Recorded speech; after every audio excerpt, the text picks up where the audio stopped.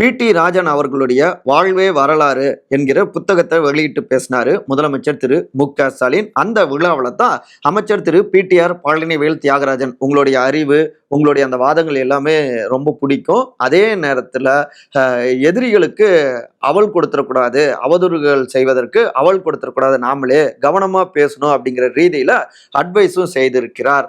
ஏன் அட்வைஸ் செஞ்சாரு அப்படின்னு விசாரிச்சா, சமீபத்துல திரு பொன் ஜெயசீலன் கூடலூர் எம்எல்ஏ அவரு தன்னுடைய தொகுதியில ஐடி பார்க்லாம் கேட்கிறப்ப போதிய நிதி இல்லை அப்படின்னு சட்டமன்றத்துல தெரிவிச்சிருந்தாரு திரு பி.டி.ஆர். பழனிவேல் தியாகராஜன்.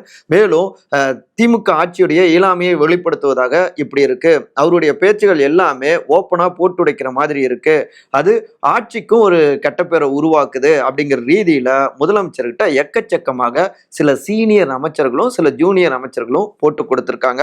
அது மட்டும் இல்லாம இன்னொரு பக்கம் தொழில்துறை கிட்ட எல்லாமே இருக்கு அப்படின்னு சொல்வதன் மூலமாக அமைச்சர் திரு டி.ஆர்.பி. ராஜா அவரை சீன்ற மாதிரியும் இதுல இருக்கு.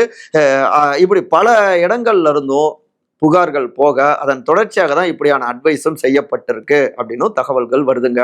முழு பின்னணி லிங்க்ல இருக்குங்க.